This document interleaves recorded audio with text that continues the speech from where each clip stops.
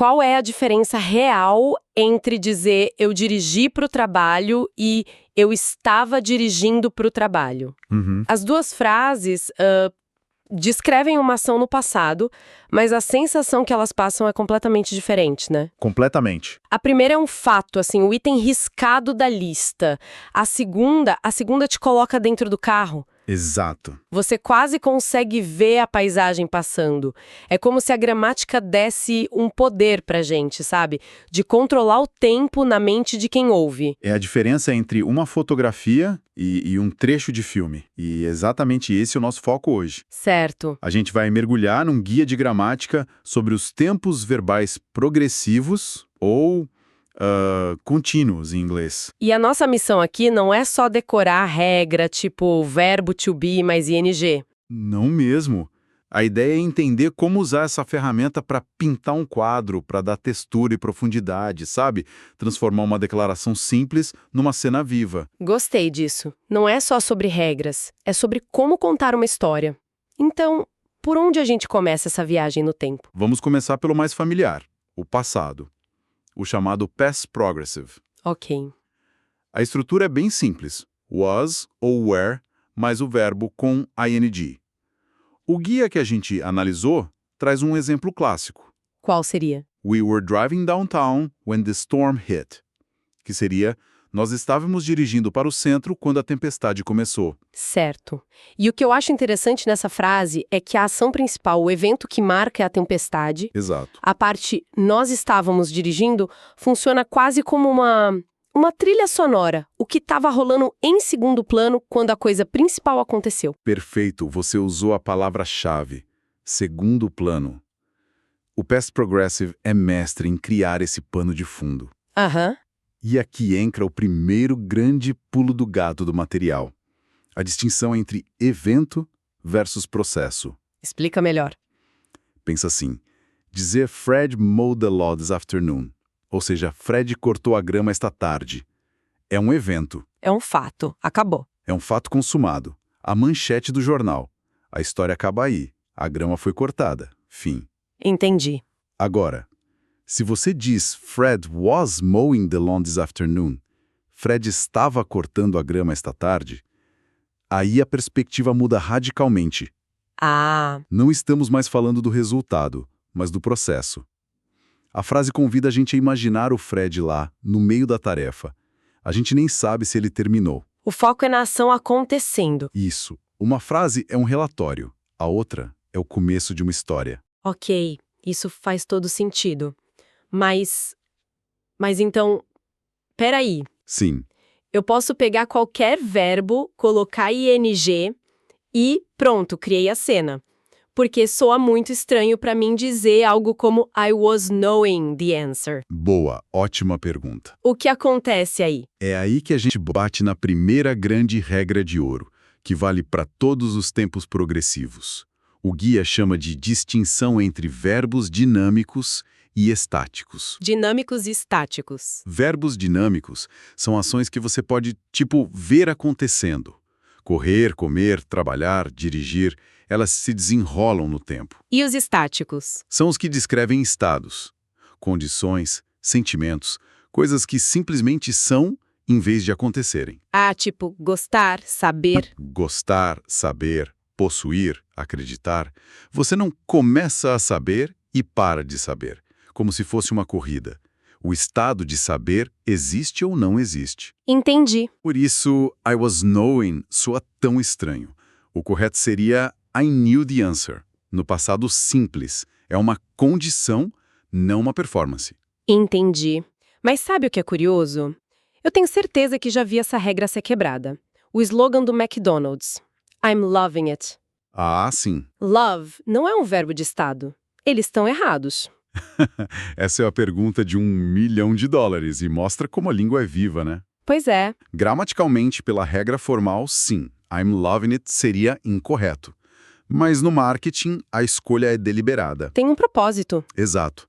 Ao transformar o estado love numa ação loving, eles dão a impressão de uma experiência ativa, vibrante, que está acontecendo agora. Torna tudo mais imediato. Mais dinâmico. É uma jogada de marketing genial.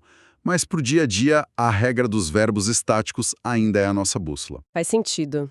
A diferença entre a norma culta e o uso criativo. Certo.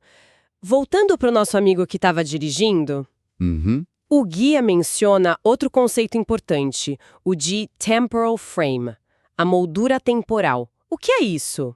É o que dá o contexto. É o que âncora a cena no tempo. Uma frase como My parents were traveling in India. Meus pais estavam viajando na Índia. Fica meio solta, né? Fica flutuando, sabe?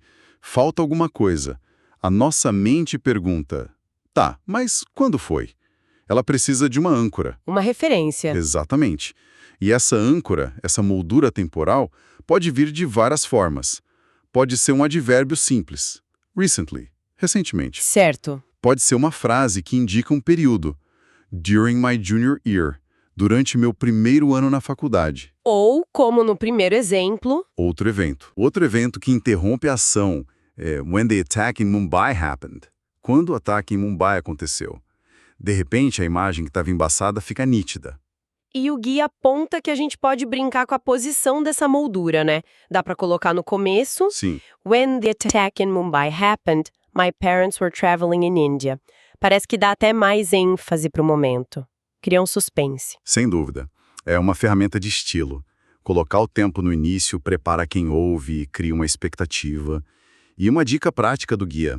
No inglês americano, quando essa oração vem primeiro, a vírgula depois dela é praticamente obrigatória. Ajuda na clareza. Exato. Certo, então já conseguimos pintar uma cena no passado. E o fascinante é que essa mesma lógica de criar um pano de fundo, como você disse, se aplica quando a gente olha para frente, para o futuro. Precisamente. Aí a gente entra no Future Progressive. A estrutura é will be, mais o verbo com ing. Ok. O guia dá o exemplo.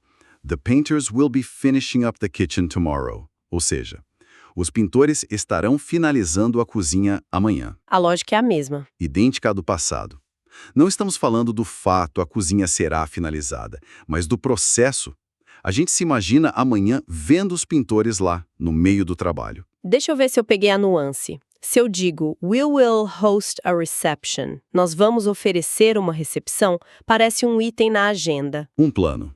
Mas se eu digo we will be hosting a reception, nós estaremos oferecendo uma recepção, soa diferente. Parece que estou convidando a pessoa a imaginar a cena, o barulho. É exatamente essa a diferença de sensação. A primeira é informativa, a segunda é imersiva. Que legal. E, claro, a nossa regra de ouro sobre os verbos dinâmicos e estáticos continua firme.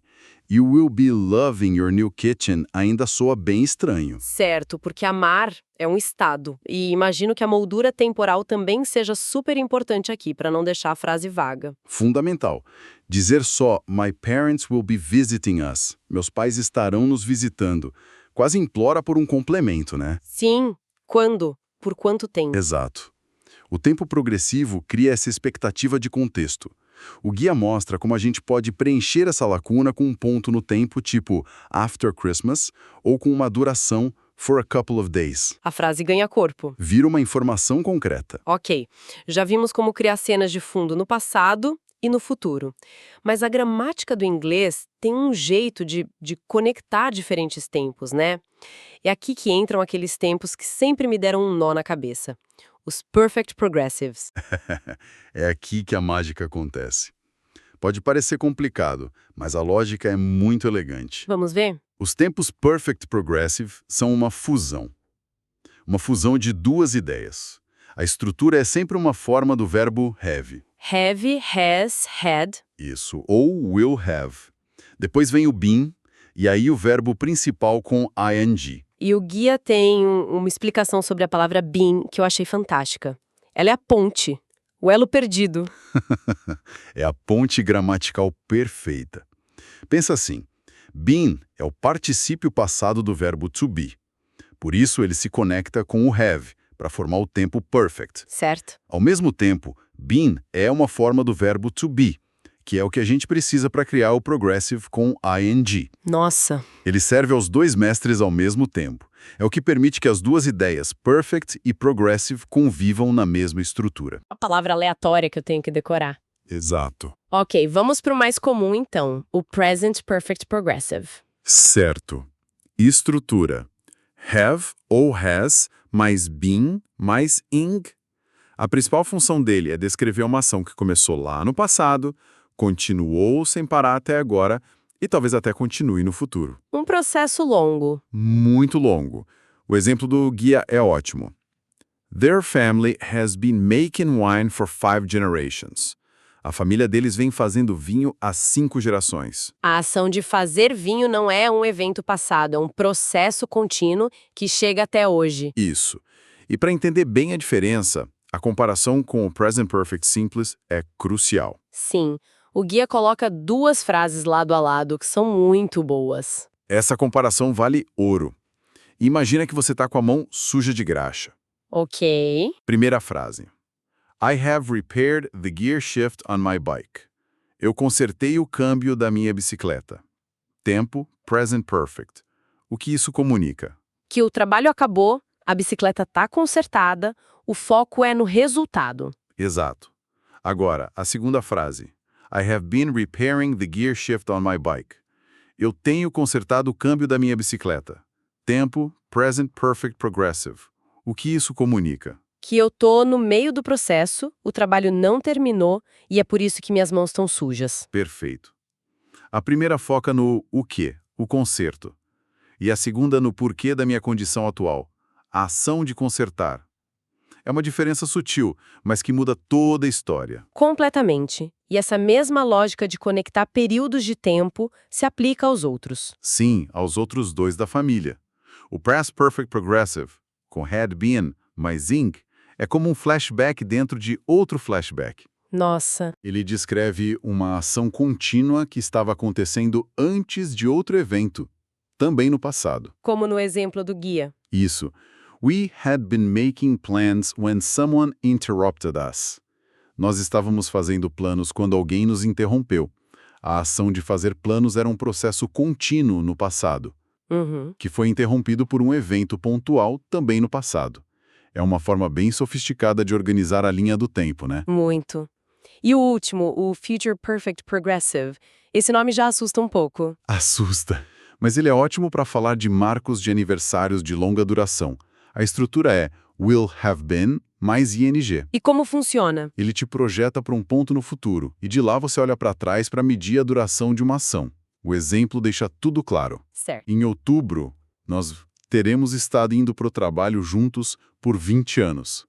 Ou seja, em outubro fará 20 anos que nós estamos indo para o trabalho juntos. Ah, entendi. A frase nos leva para outubro e, a partir de lá, mede os 20 anos da ação contínua. É uma ferramenta poderosa para falar de longevidade. Exatamente. E claro, a nossa regra de ouro continua de pé. Nenhum desses tempos progressive funciona com verbos de estado. Certo. A frase Roberta has been owning several sailing boats continua soando bem errada. Continue errada. A lógica interna é consistente. Se o nome tem progressivo, ele precisa de um verbo que possa progredir, uma ação que possa se desenrolar. Uma bela consistência. Pois é. Então, depois de toda essa análise, se a gente fosse resumir a grande ideia, os tempos progressivos são a ferramenta que a gente tem para transformar uma lista de fatos numa história. É isso. É isso, eles adicionam duração, contexto e nos colocam dentro da cena, seja ela no passado, presente ou futuro. É isso. E as duas chaves que o guia nos dá e que precisamos guardar são, primeiro, a distinção entre verbos de ação, os dinâmicos, e os de estado, os estáticos. A regra de ouro, A regra de ouro. E segundo, a necessidade quase constante de uma moldura temporal para ancorar essas cenas no tempo, para não deixá-las vagas. no fim das contas, a escolha do tempo verbal não é só uma questão de estar certo ou errado. É uma escolha de perspectiva. Exatamente. É a diferença entre ser um repórter que lista os fatos e ser um cineasta que constrói uma cena. E isso me leva a um último pensamento, uma reflexão final que o guia inspira. Manda. Ele menciona de passagem a diferença entre usar o will e be going to para falar do futuro. Assim. Will é para decisões e promessas, tipo I'll meet you at 5. Eu te encontro às 5. E o be going to É mais para algo que já está em movimento, que é iminente. Olha as nuvens, vai chover. Exato. Look at those clouds, it's going to rain. Que interessante. E qual é a reflexão? A reflexão é, será que essa escolha sutil entre will e be going to não reflete a mesma mudança de perspectiva que a gente viu entre os tempos simples e os progressivos? Como assim? Usar will é como marcar um ponto final no futuro, um evento. Usar be going to é como descrever um processo que já começou e está se desenrolando em direção àquele futuro. Nossa, faz todo sentido. Isso sugere, mais uma vez, que a gramática não é só um conjunto de regras, sabe? É o nosso jeito de enquadrar a realidade, de decidir se a gente vai apresentar ela como um ponto estático no tempo ou como um rio em constante movimento.